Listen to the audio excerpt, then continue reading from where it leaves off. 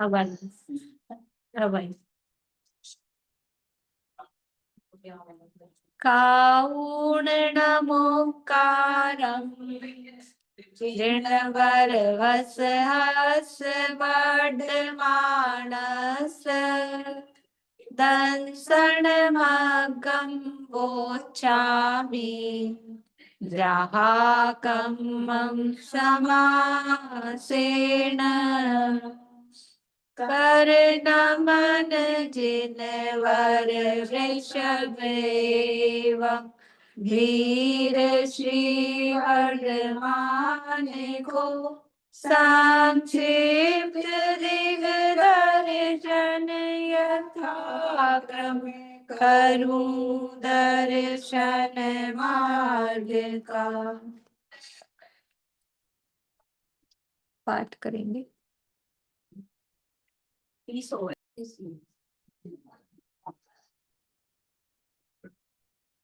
अष्टपहर जी नामक ये ग्रंथ है, श्रीमद् भगवत कुंकुंदाचार्य देव द्वारा रचित। इसके अंतर्गत अपना सूत्र पाहुड़ चल रहा है, दूसरा पाहुड़।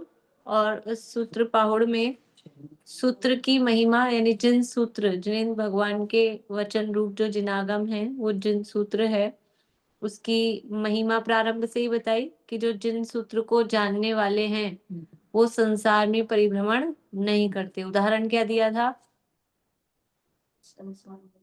उदाहरण क्या दिया था? अरे इतना फेमस है, डोरा सहित सुई नहीं खोती, वही तो दिया है उदाहरण। कि जो जैसे सुई में यदि डोरे सहित है, डोरा पिरोया हुआ है, तो वो सुई घूमती नहीं है, खोती नहीं है, नष्ट नहीं होती।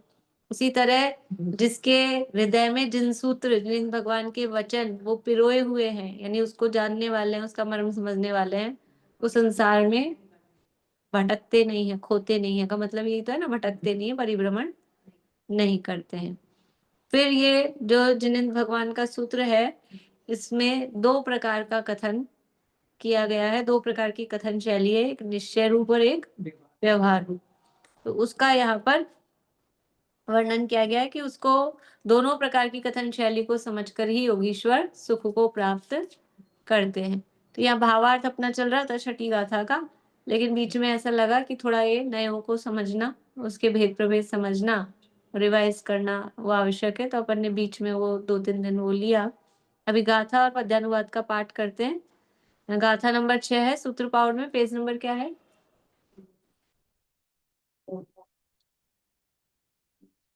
पेज नंबर है 43 पे गाथा है अष्टपाहुड़ में। जम सुत्तम जिण उत्तम व्यवहारो तहय जान परमथो तम जानी ऊण जोई लई सुहम खवई मल पुंजम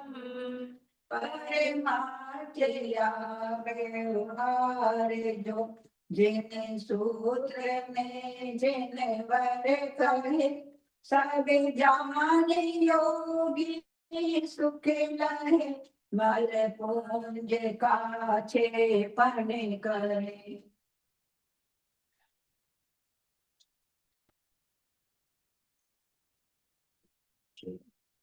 देखिए अभी है ना, भावार्थ को एक बार पूरा शुरू से पढ़ते हैं।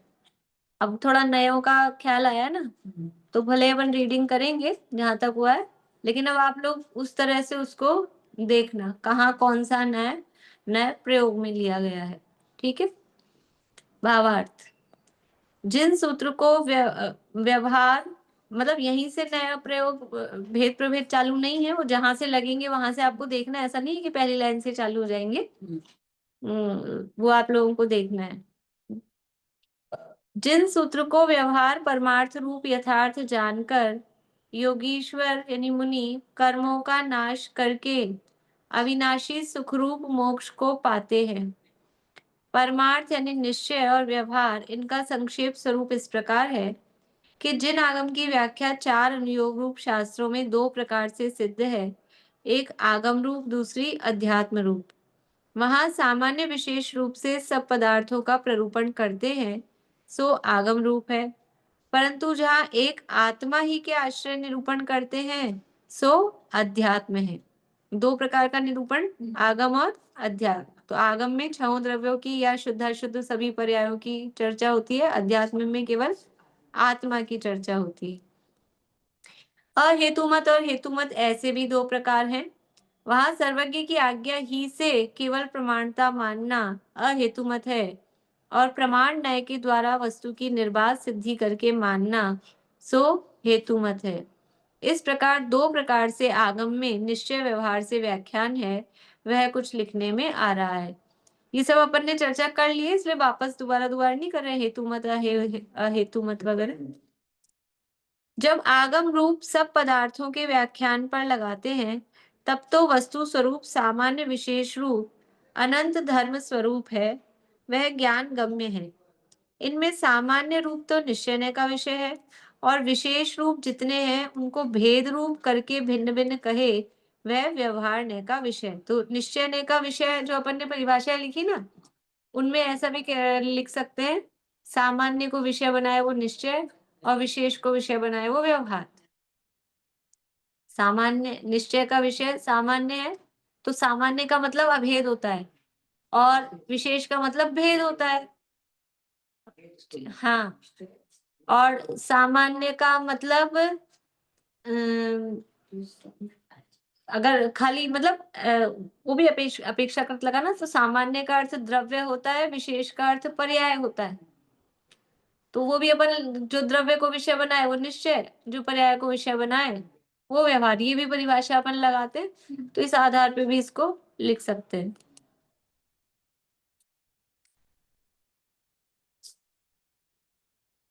उनको भेद रूप करके भिन्न भिन्न कहे वह व्यवहार का विषय है, उसको द्रव्य पर्याय स्वरूप भी कहते हैं। ये कह ही दिया है, निश्चय का विषय है वो सामान्य यानी द्रव्य है, और जो व्यवहार का विषय विशेष है उस वो पर्याय है। जिस वस्तु को विवक्षित करके सिद्ध करना हो, उसके द्रव्य क्षेत्र काल भाव से जो कुछ सामान्य विशेष रूप वस्तु का सर्वस्व हो तो निश्चय व्यवहार से कहा है। जिस वस्तु को सिद्ध करना है उसके आधार से उसका जो सर्वस्व कहा, वो तो निश्चय व्यवहार से। देखो अब इसको समझना। अभी जो अपन ने भेद प्रभेद समझे ना, कल हमने जो देखा था कि कुछ विषय ऐसे हैं, कुछ विषय ऐसे हैं जो निश्चय के भी विषय बन रहे हैं और व्यवहार के भी विषय बन रहे हैं। कॉमन देखे थे ना अपन ने, कॉमन थे कुछ।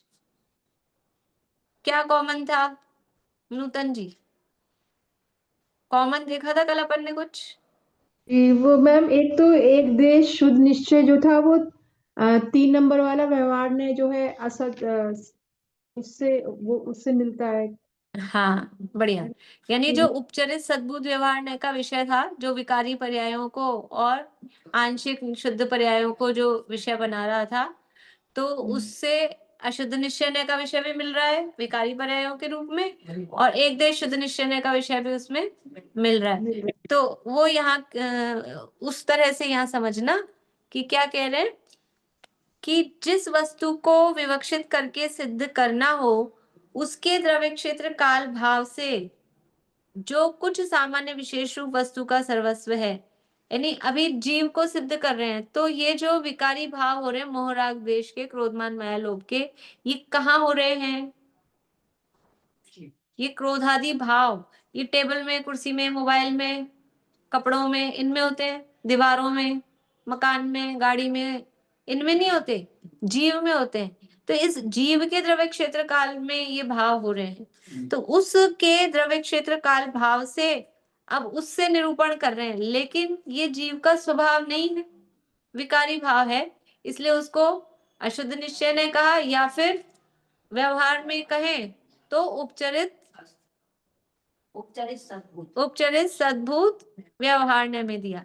तो निश्चय में भी जा रहा है और व्यवहार में भी जा रहा है।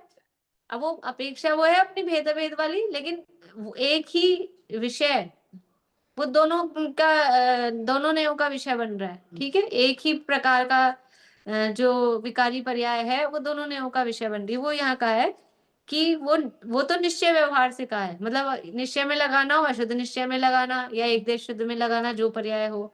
व्यवहार में लगाना हो तो भेद रूप करके उसको उपचरित सद्भुत व्यवहार में लगाना, वैसे सिद्ध होता है। और उस वस्तु के कुछ अन्य वस्तु के संयोग रूप अवस्था हो, उसको उस वस्तु रूप कहना भी व्यवहार है, इसको उपचार भी कहते हैं। यहाँ कौन सा न लगेगा इस लाइन में? हाँ, बढ़िया, अच्छा जवाब है। इस लाइन में कौन सा न लगेगा? उंगली से जवाब देना है सबको।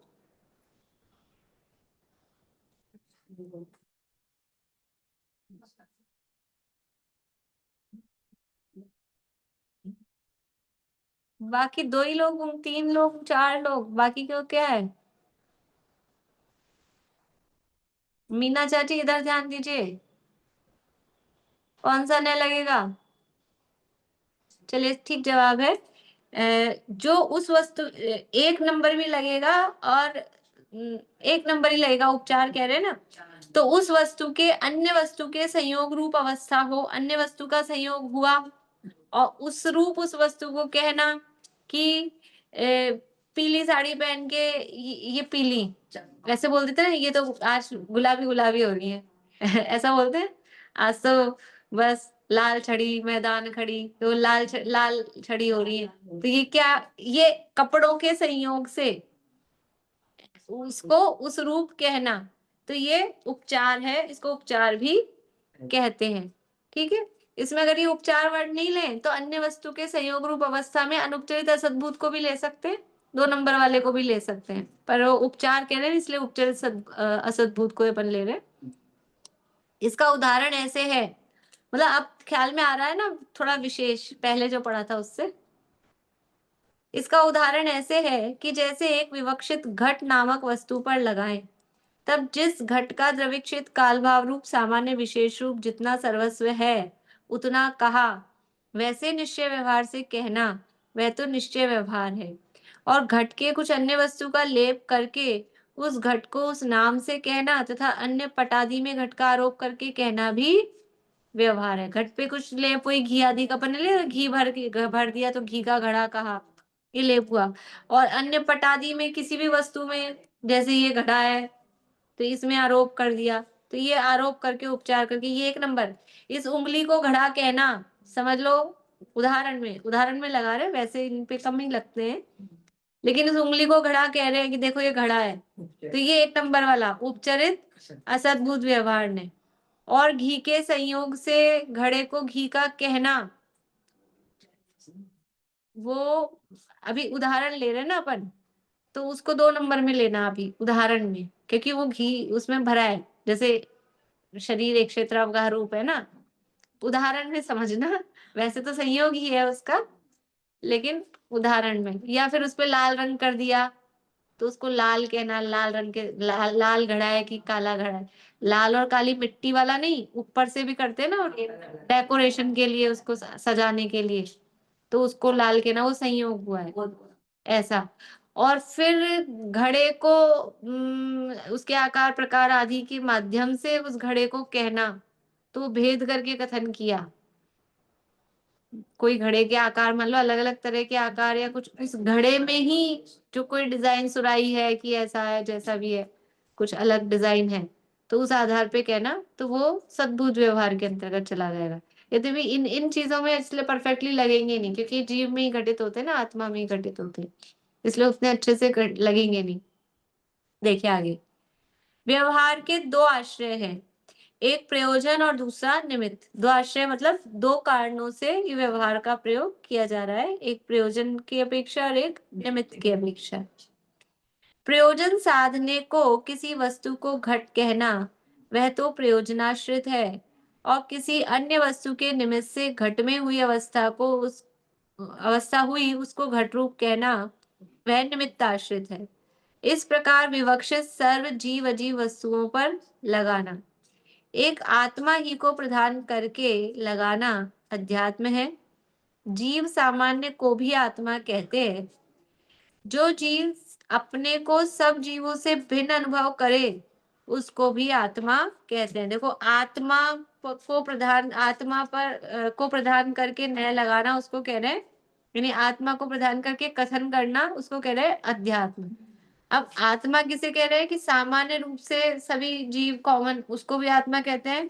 और जो अपना आत्मा है, जो कहा कि जो जीव अपने को सब जीवों से भिन्न अनुभव करे उसको भी आत्मा कहते हैं। यानी जो सम्यक दृष्टि जीव है, सब जीवों से भिन्न अपने को अनुभव कर रहा है ना, या ऐसा समझो कि स्वयं को आत्मा कहते हैं, स्वयं को आत्मा कहते हैं। वैसे सामान्य रूप से जीव मात्र को आत्मा कहेंगे, लेकिन आत्मा का अर्थ क्या है? आत्मा मतलब मैं, स्वयं।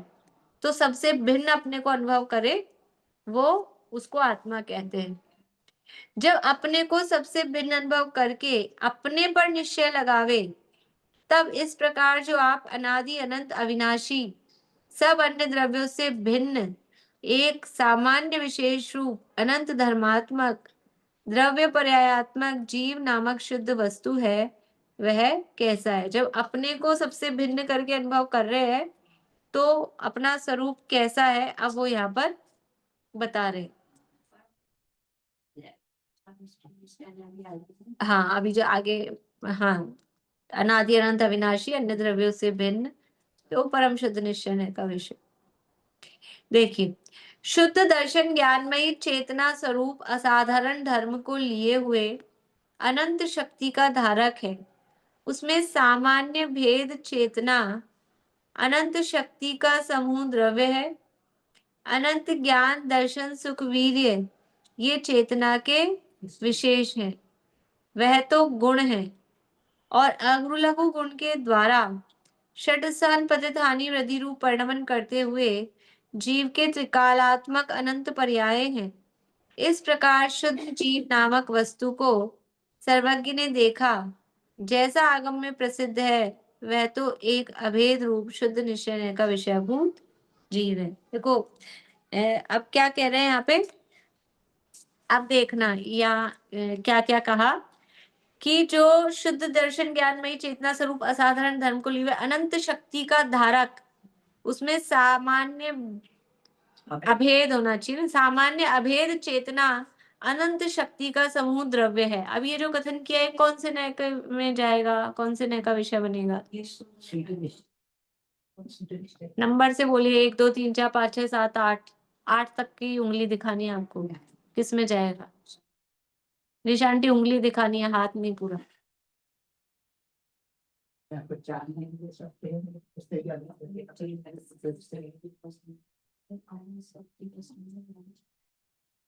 एक दो, दो लोगों का सही है, 2 लोगों का बाकी का गलत है, 2 3 ही लोग दिखा रहे हैं। परम शुद्ध निश्चय का विषय आएगा ना, परम शुद्ध निश्चय का विषय। अभी देखो इसमें भी क्या है कि शुद्ध ज्ञान दर्शनमयी चेतना और असाधारण धर्म को लिए अनंत शक्ति का धारक है। जब हम इसको हाईलाइट करेंगे, अनंत शक्ति का धारक है, और अगली लाइन में अनंत शक्ति का समूह द्रव्य है, तो यहाँ अभेद को और अपने त्रिकालिक स्वभाव को दिखा रहे हैं। तो परम शुद्ध निश्चय का विषय जाएगा। और यदि किसी की नजर वो दर्शन ज्ञानमयी चेतना, तो दर्शन और ज्ञान ये भेद पे जा रही है, अगर किसी की नजर इस पे भी जा सकती है ना, इस पे गई नहीं वैसे किसी की।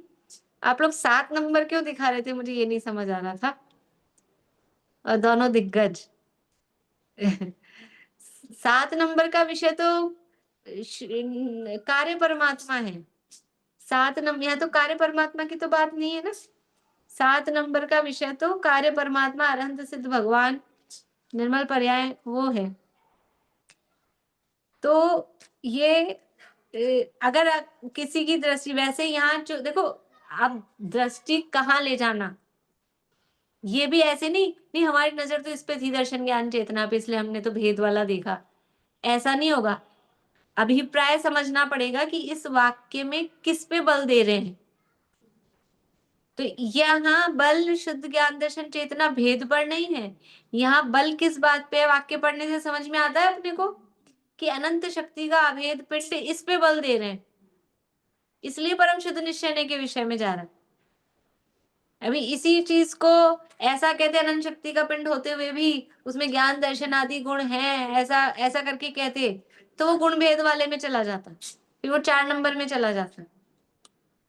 तो थोड़ा ऐसा नहीं अपने मन से, जैसे कई कथनों में तो ऐसा है कि आप किस नजर से देख रहे हो, हम किस नजर से देख रहे हैं, वहां कुछ में ऐसा लग सकता है, लेकिन ज्यादातर में ऐसे होगा कि वहां जो कथन किया गया है जिनवाणी में, उसमें किस अभिप्राय से किस पे वजन दे के बात की गई है वो भी हमें समझना पड़ेगा प्रकरण के अनुसार, तो उस आधार पे फिर वो नया प्रयोग किया जाता है। ठीक है, आगे, अनंत ज्ञान दर्शन सुख वीर्य ये चेतना के विशेष हैं, वह तो गुण है। अब ये कौन से नय का विषय बनेगा, ये 4 नंबर, ठीक है ना, ये 4 नंबर में जाएगा। और गुरु लघु गुण के द्वारा षट स्थान पतित हानि वृद्धि रूप परिणमन करते हुए जीव के त्रिकालात्मक अनंत पर्याय हैं। ये किस में जाएगा, ये किस में जाएगा, अब इसका जो बताएंगे वो है एक्सपर्ट। नंबर बोलिए, नंबर नंबर किस में जाएगा, अगुरु लघु गुण के द्वारा षट स्थान पतित हानि वृद्धि रूप परिणमन करते हुए जीव के त्रिकालात्मक अनंत पर्याय हैं। प्रीति कहाँ है तुम्हारी उंगली,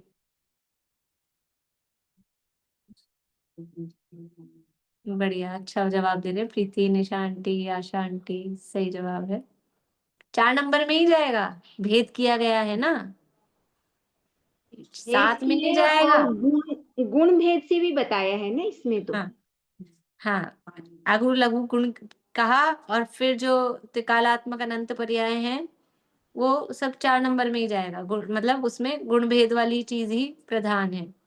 ठीक है, आगे यहीं पे देखो, अब अपना वो हो रहा है ना, क्या बोले हैं, एक्सरसाइज इसी में हो रही है, अलग से अपने को कोई भजन वजन ढूंढने की जरूरत नहीं है, इसी को पढ़ते पढ़ते, क्योंकि यहाँ तो ये प्रकरण ही वो दिया है। अब इसके अलावा भी और जो पढ़े उसमें डायरेक्टली हर लाइन में मिले ना मिले, पर ये तो प्रकरण क्योंकि नयों का ही दिया है इसलिए।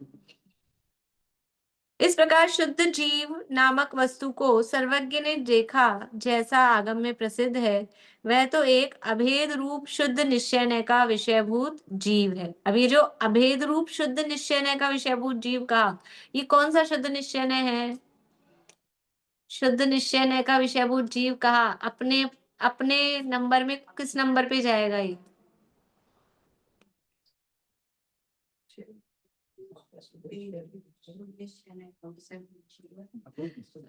उंगलियां भी ऐसे ऐसे करके सेट करनी पड़ रही है।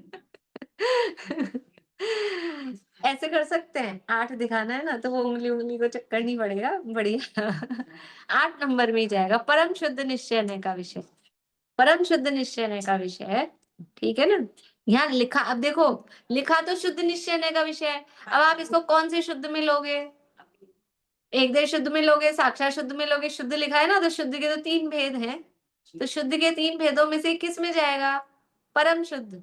तो परम शुद्ध को भी अकेला शुद्ध लिख देंगे, कभी साक्षात शुद्ध को भी अकेला शुद्ध लिख देंगे, कभी एक देश शुद्ध को भी अकेला शुद्ध लिख देंगे, इसलिए अकेले शब्दों को नहीं पकड़ के बैठ जाना उसमें। अब अपन ने समझा है ना, तो उसका क्या अर्थ है, किस क्या लागू पड़ेगा, लिखेंगे तो शुद्ध, लेकिन लागू कौन सा वाला शुद्ध पड़ेगा, शुद्ध लिखा है तो परम शुद्ध लगा दो जहां एक देश का विषय हो, ऐसा नहीं होगा, जो जो जिसका विषय हो उसको बराबर उसी खाते में उसको डालना, और खाते में डाल के क्या करना है, उसका वजन देखना है। कल बात बताई थी ना, ये क्यों कर रहे हैं हम, ये पोस्टिंग खतौनी अकाउंट्स बनाते हैं ना, ये इसमें ये इसका ये इसका ये क्यों कर रहे हैं, कि किसका वजन कितना है, किस नय का कितना वजन है। तो परम शुद्ध निश्चय नय का कथन है, मतलब कौन सा है सबसे बड़ा, सुप्रीम कोर्ट, सुप्रीम कोर्ट होता है ना सबसे बड़ा, उसके ऊपर कोई नहीं है, उसका फाइनल रिजल्ट ये है वो। ठीक, ये शुद्ध नय का विषयभूत जीव है, इस दृष्टि से अनुभव करे तब तो ऐसा है, और अनंत धर्मों में भेद रूप किसी एक धर्म को लेकर कहना व्यवहार है। कह दिया अनंत धर्मों में से किसी एक धर्म को, जैसे अभी अगुण लघु को कहा था, और भी किसी एक धर्म को लेकर कहना ये व्यवहार है। कौन सा व्यवहार होगा? 1 2 3 4 4 नंबर।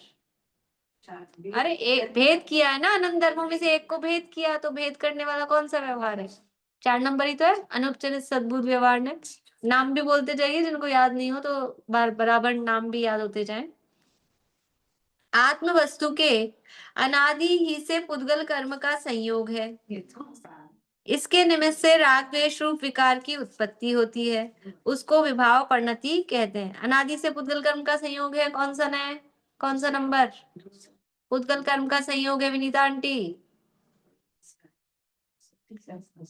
पारुल जी, आप पिछली 3 दिन की क्लासें सुनेंगे, कवर करेंगे। अब आज, वरना आज अभ्यास हो जाता थोड़ा सा, पहले ही पढ़े तो होंगे लेकिन भूल भाल गए होंगे। ठीक है,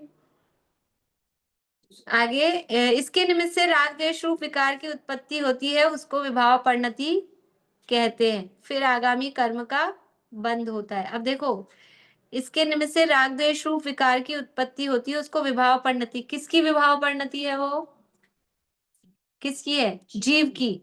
तो ये राग द्वेष भाव को जीव की विकार परिणति कहना कितना नंबर? हाँ, 3 नंबर या 5 नंबर, जो भी लगा दे अभी। लेकिन व्यवहार की बात चल रही है तो 3 नंबर ज्यादा अप्रोप्रिएट है, क्योंकि ऊपर व्यवहार की बात चला है। फिर आगामी कर्म का बंध होता है, जीव के कर्म का बंध होता है। कौन सा नंबर? 2 नंबर। ठीक है, दुनिया में लोगों के पास पैसा होता है 1 नंबर 2 नंबर, ज्यादा से ज्यादा 3 नंबर। हमारे पास 8 नंबर है।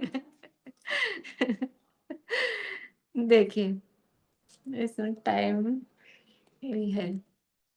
अच्छा तो लगता है ये करने में। समझ में आ जाती है तो हर चीज अच्छी लगती है। समझ नहीं आए तो वही बात है हर चीज की। मैथ सरल है कि कठिन है? समझ आ जाए तो सरल है, नहीं तो कठिन। ऐसे ही देखिए, इस प्रकार अनादि निमित्त निमित्तिक भाव के द्वारा चतुर्गति रूप संसार भ्रमण की प्रवृत्ति होती है। जिस गति को प्राप्त हो वैसे ही नाम का जीव कहलाता है। जिस गति को प्राप्त हो वैसे ही नाम का जीव कहलाता है, तथा जैसा रागादि भाव हो वैसा नाम कहलाता है। तो जिस गति को प्राप्त हो वैसे नाम का जीव कहलाता है, ये कौन से नय से कहेंगे? कौन से नय से कहेंगे? जिस गति को प्राप्त होगा उस नाम का वो जीव कहलाएगा। कितने नंबर?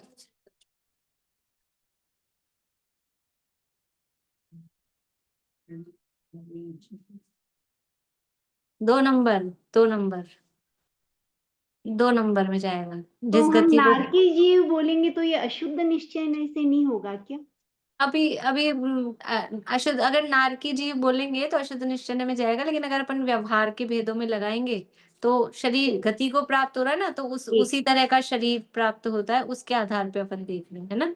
व्यवहार के भेदों में देखेंगे तो 2 नंबर में है। और चतुर्गति जीव संसार में परिभ्रमण कर रहा है। जीव चतुर्गति परिभ्रमण करता है, ये कौन से नय में जाएगा? पहले तो ये बताओ, निश्चय में है कि व्यवहार में? व्यवहार में। निश्चय की तो बात है नहीं। अब ये जीव चतुर्गति परिभ्रमण कर रहा है, कौन से में जाएगा?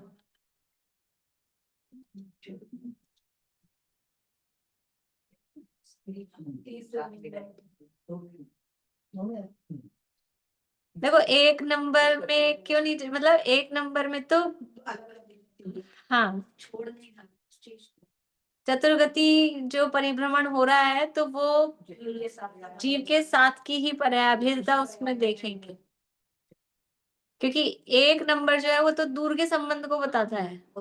अभी अपन ये मत देखो कि विषय क्या है, पर अब उस चीज को देखो कि जो 1 नंबर है वो तो दूर के संबंध को बताता है, और जो चतुर्गति परिभ्रमण हो रहा है तो इस अपेक्षा से, अभी देखो चतुर्गति को यदि हम क्षेत्र रूप से देख रहे हैं तो 2 नंबर में। और चतुर्गति रूप संसार, यानी संसार किसे कहते हैं कि जीव के मोहराग द्वेष भावों को ही संसार कहते हैं, वो तीसरा है। तो फिर 3 नंबर या शुद्ध निश्चय में भी ले लेंगे। अब उसकी व्याख्या किस रूप में कर रहे हैं?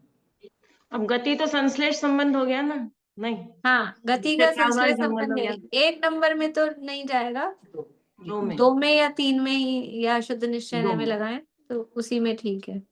ठीक है, देखिए आगे। भाभी क्षेत्र रूप यदि लेते हैं 3 लोक में ऊपर से नीचे जा रहा है। हाँ, वो क्षेत्र रूप लेते हैं, तो पर वो गति को क्षेत्र से अकेला नहीं लेते, गति जीव के भावों से, अधिक भाव है ना गति, इसलिए गति को क्षेत्र रूप से तो कम लेते हैं, फिर वो लोक ही वर्ड लेंगे उसके लिए। तो उस तरह से कहेंगे, नरक गति में सर्दी के दुख, गर्मी के दुख प्राप्त किए, नरक गति में जीव ने ऐसी शीत उष्णता है, मेरु समान लोह गल जाए, ये कौन से नाम में जाएगा? मेरु समान लोह गल जाए, ऐसी शीत उष्णता था। क्या आ सकता है?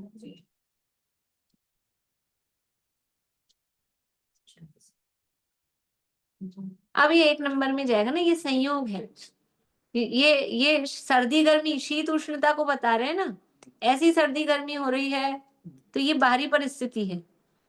परिस्थिति हो, लेकिन लग तो शरीर को ही रही है ना, तो असर तो शरीर पे ही आ रहा है ना। नहीं, सर्दी गर्मी का एक क्षेत्र का रूप देखो, जो 2 नंबर है वो संश्लेष संबंध को विषय बनाता है, सर्दी गर्मी के साथ संश्लेष संबंध नहीं है। अभी सर्दी गर्मी को हाईलाइट कर रहे हैं ना अपन, सर्दी गर्मी को हाईलाइट कर रहे हैं, तो ऐसी सर्दी और ऐसी गर्मी बाहर, ये मुझे सर्दी हो गई, अब वो शरीर में बुखार उखार हो गया वो वाली नहीं, पर ये मुझे सर्दी लग रही है, तो सर्दी लग रही है या बाहर सर्दी पड़ रही है,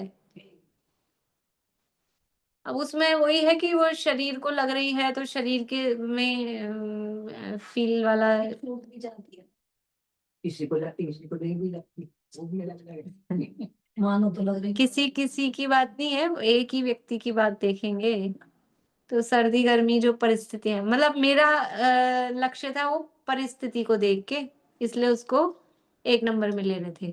लेकिन बात ठीक है आपकी भी, कि वो लग तो शरीर को ही रही है, शरीर के आधार पे ही लग रही है, तो 2 नंबर में भी ले सकते हैं। तो लगे पहले जैसे हमें पूछनी पड़ेगी प्रश्नकर्ता की, आप किस अपेक्षा से पूछ रहे हैं। इसमें आपने 2 और 3 नंबर जो लिखा है ना, वो तो पहले पे ही फिट आ रहा है। कि एक तो ये लिखा है भिन्न क्षेत्रवती पृथक संयोगों विषय बनाता है, एक तो ये लिखा है, और एक हाँ, लिखा है दूर के संबंध को देखता है, अतः उपचरित है, भिन्न द्रव्य में अभेद करता है, अतः असद्भूत। हाँ, इस तो हिसाब से तो पहला मेरा ही लग लक्ष्य रहा है इसी ना। पे था। हाँ, मेरा लक्ष्य इसी पे था कि जो सर्दी गर्मी है ये पौद्गलिक अवस्था है, मतलब वैसे भी देखा जाए तो जीव की अवस्था नहीं है ना, तो सर्दी गर्मी के आधार से फिर उसको देख रहे हैं। अब ये इसलिए ये थोड़ा वैसा है, आपने कंट्रोवर्सी बहुत मीन्स सारे पॉइंट में लिखा है, सारी चीजें आप समझ में आ जाए तो बात अलग, लिखा है तो खूब है। मतलब अपने अभिप्राय के ऊपर है कि किस चीज को हम मुख्य करके प्रधान करके देख रहे हैं, उस आधार पे इसको देख सकते हैं।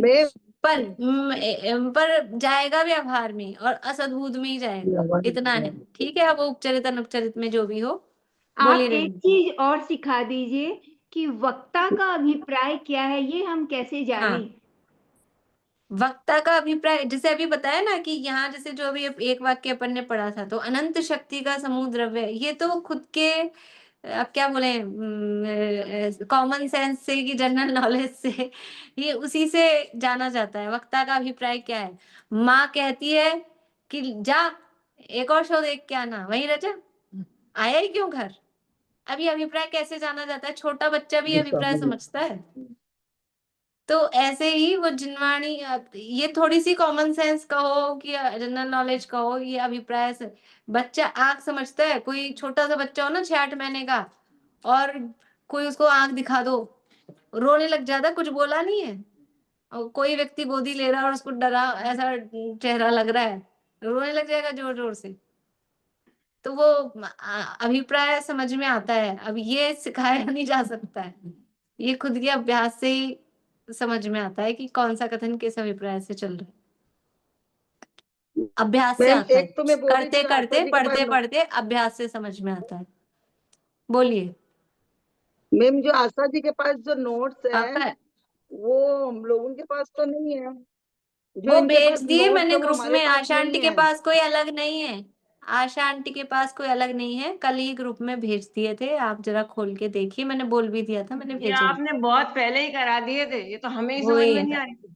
ये तो आपने वही बहुत है। पहले सिखा दिए थे, ये तो बहुत वही, पहले के हैं शुरू के ही, हाँ पर ये तो हमें समझ में नहीं आई। चैतालय में पढ़ाए होंगे ना वहां हाँ, तक के उसमें। तब लिखे हुए हैं सारे, तब पर हाँ, अब ये है कि ये इन्होंने अपने हाथ से भी मैम कुछ लिखे होंगे जब। हाँ, अरे ये सुनिए तो आप रेणु जी, ये ऑफलाइन क्लास चलती थी तब इन्होंने खुद ने भी अपने हाथ से कोई पॉइंट लिखे हुए हैं, तब तो पढ़ाते हाँ, समय कुछ भी जो पढ़ाया तो वो जो लिख वो लिया वो है हाँ। उन्होंने। ठीक है, ये द्रव्य संग्रह में भी आपने मैम करवाया है? हाँ द्रव्य संग्रह वाले मैंने कल ग्रुप में भेज दिए हैं, हाँ। देखिए आगे। ये यहाँ आगे, जिस गति को प्राप्त हो वैसे ही नाम का जीव कहलाता है, तथा जैसा रागादि भाव हो वैसा नाम कहलाता है। जैसा रागादि भाव हो तो रागी है, द्वेषी है, क्रोधी है, लोभी है, मोही है, वैसा कहलाता है। ठीक है, तो गति के आधार पे भी नारकी, तिर्यंच, मनुष्य, देव कहलाता है, या फिर क्रोधी, मानी, मायावी, लोभी, हिंसक, झूठा, चोर, ये जो कह रहे हैं ये किस आधार पे कह रहे हैं, ये भी उसके औधिक भाव के आधार पे कह रहे हैं। जब द्रव्य क्षेत्र काल भाव की बाह्य अंतरंग सामग्री के निमित्त से अपने शुद्ध स्वरूप, शुद्ध निश्चय के विषय रूप अपने को जानकर श्रद्धान करे। देखो, शुद्ध निश्चय के विषय स्वरूप, कौन से शुद्ध निश्चय के विषय स्वरूप, फिर से यहाँ पे शुद्ध निश्चय आया है, कौन से शुद्ध निश्चय के विषय स्वरूप?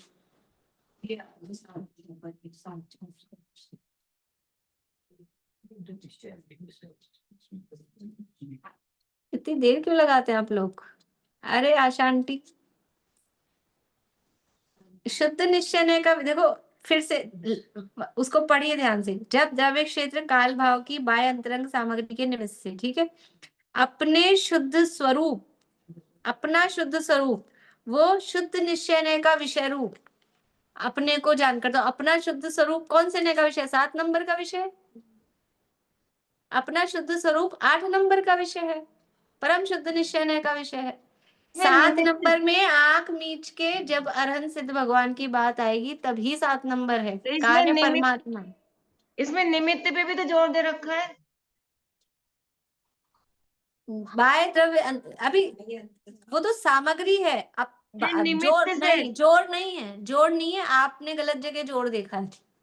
अभी ये यही बात, इसलिए ऐसा करके अभिप्राय समझने की कोशिश करें। यहाँ निमित्त पे जोड़ अभी नहीं दे रहे, यहाँ कह रहे अपने शुद्ध स्वरूप, शुद्ध निश्चय के विषय रूप अपने को जानकर श्रद्धान करे, तो वो तो निमित्त की बात है, लेकिन अपने को शुद्ध निश्चय हाँ, का विषय क्या है, वो हाँ, तो फिर तो अपना ठीक है ना, तो वो शुद्ध निश्चय का विषय अपना स्वरूप, मतलब वो परम शुद्ध निश्चय का विषय।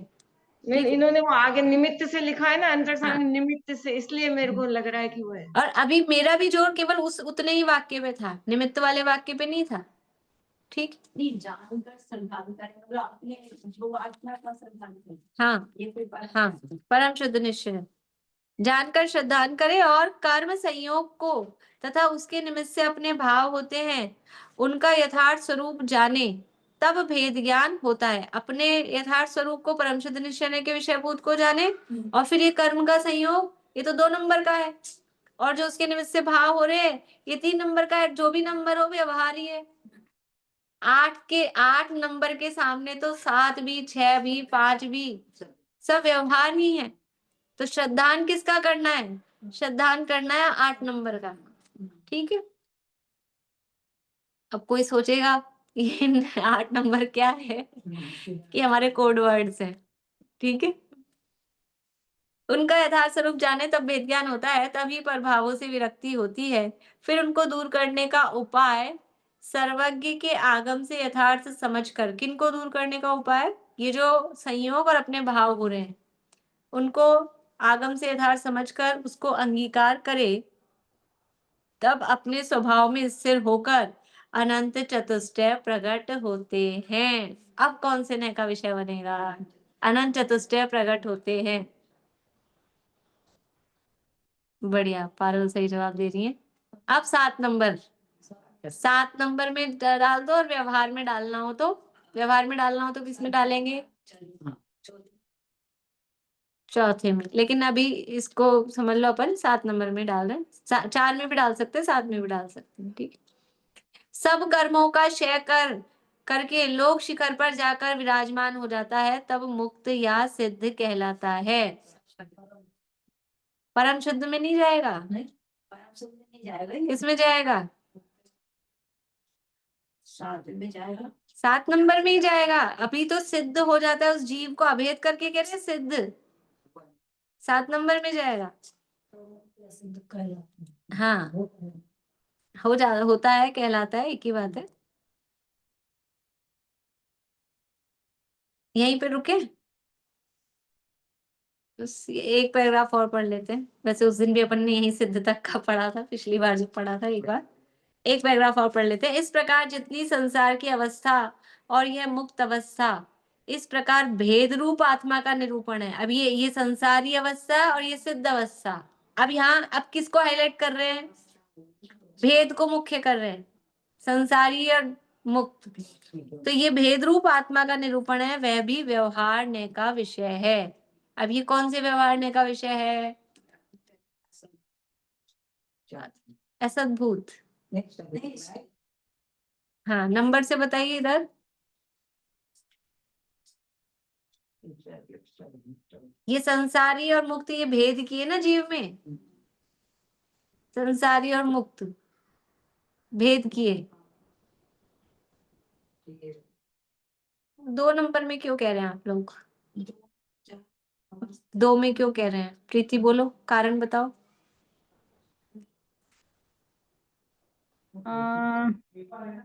दूर का सा ऐसा लग रहा है ना संसार। तो दूर का तो 2 नंबर में जाता नहीं है ना, वो तो 1 नंबर में जाता है दूर का। तो 2 नंबर में तो संश्लेष संबंध को लेते हैं। देखो, इसको सिंपल भेद कथन किया है ना, तो भेद वाले में यद्यपि गुण भेद को लेते हैं उपचरित सद्बोध में, अनुपचरित सद्बोध में, लेकिन यह जीव की अवस्थाओं को वो बना रहे हैं। तो अब इसमें कोई जरूरी नहीं है कि ये चारों में से लगाएं, सामान्य रूप से व्यवहार का विषय है। तो शरीर के हिसाब से लें कि शरीर संसार में, तो संसारी शरीर मुक्त हो गया। अब शरीर के हिसाब से ले रहे हो, मोह राग द्वेष भाव है तो संसारी, मोह राग द्वेष भाव नहीं है तो मुक्त। अब बताओ फिर कौन सा लेंगे? इसलिए इसमें सामान्य रूप से व्यवहारने का विषय है, कोई जरूरी नहीं कि इसमें वो अपन 4 भेद कोई लगाए। ये 4 भेद तो जैसे ये 4 कहने के हैं, जैसे अपन कर्मों के भेद करते हैं ना, 1 2 संख्यात असंख्यात, ऐसे ही यहाँ पर भी ये तो 8 तो बताने के लिए मोटे मोटे कहे हैं। अब यथा योग्य जहाँ जो नहीं लगे तो बस कॉमन रूप से निश्चय और व्यवहार, इतना तो समझ में आता है। क्योंकि जो संसारी और मुक्त है ना, ये गुणों का भेद नहीं है, ये द्रव्य की पर्यायों के भेद किए गए हैं। जीव द्रव्य की पर्याय हैं, संसारी और मुक्त। इसलिए अब अपन उसमें तो अपन ने गुण भेद फिक्स कर रखा है अनुपचरित सद्भूत में। तो उसमें अपने को डालने में जरा हेजिटेशन हो रही है, उसमें कैसे डालें? इसलिए सामान्य रूप से व्यवहारने का विषय। भाभी पर्याय तो सद्भूत में नहीं आएगी, जीव की पर्याय जो है। जीव की पर्याय है तो सद्भूत है ना, तो एक हाँ। तो पर्याय संसारी अवस्था, वो 3 नंबर का विषय है, और दूसरी मुक्त अवस्था है, वो 4 नंबर का विषय है। तो अब एक ही वाक्य को हम किस में डालें? इसलिए उसको सामान्य रूप से सद्भूत व्यवहार कह सकते हैं, ऐसा कह सकते हैं सामान्य से। पर आएगा मतलब सद्भूत में ही ना। हाँ, सद्भूत। लिखा है ये भी आपने, अभेद अखंड वस्तु में गुण कर्मों स्वभाव पर्यायों के आधार पर भेद करता है, ये भी लिखा है। सद्भुत व्यवहार नहीं की परिभाषा सब लिखा है, तो सब है। देखिए, इसको अध्यात्म शास्त्र में अभूतार्थ असत्यार्थ नाम से कहकर वर्णन किया है। किसको? व्यवहार को अभूतार्थ असत्यार्थ। क्योंकि शुद्ध आत्मा में संयोग जनित अवस्था हो सो तो असत्यार्थ ही है। कुछ शुद्ध वस्तु का तो यह स्वभाव नहीं है, इसलिए असत्य ही है। जो निमित्त से अवस्था हुई वह भी आत्मा ही का परिणाम है, जो आत्मा का परिणाम है वह आत्मा ही में है, इसलिए कथनचित इसको सत्य भी कहते हैं। परंतु जब तक भेद ज्ञान नहीं होता तब तक ही यह दृष्टि है, भेद ज्ञान होने पर जैसे है वैसे जान। देखो टाइम कितना हो गया। इसको फिर इस पैराग्राफ को आप लोग देख के आना, इसमें बीच में 1-2 लाइन में और अपन लगाएंगे, कल करेंगे इसकी चर्चा। अभी यही पूरा करते हैं, कल कोशिश करेंगे भावार्थ कल पूरा कर लें अपन, फिर आगे बढ़ेंगे। जिनवाणी, हाँ बड़ा है लेकिन पढ़ा हुआ तो है, और थोड़ा आगे तक पढ़ लिया था अपन ने, अपन को तो अब नई लगा के देखना है और तो ज्यादा। ठीक है, आज की एक्सरसाइज बहुत मैम थोड़ा अच्छी थोड़ा थी, समझ में आया ना? बहुत अच्छे से। बढ़िया आप मैं लोगों को का तरीका हाँ आ जी गया। बोलिए रेणु जी। मैम थोड़ा थोड़ा समझ में आया ना मुझे? हाँ हाँ, धन्यवाद आपको समझने के लिए। चलिए, शरण शरण अब कैसे शुरू करते हो? के प्रसंग ही बने रहा, मोहिनी चरणों के संग में सुख शांति हो कहा, जग सब देखना पति पड़ेगा से मैंने, तो जाओ नहीं तो दुख है हो भ्रमण जाएगा, लिखते दो प्रीति, वही है ना। निरंतरता आज की कोई भावना अब हो सफल मेरी, बीते आराधना में हरे घड़ी मेरी।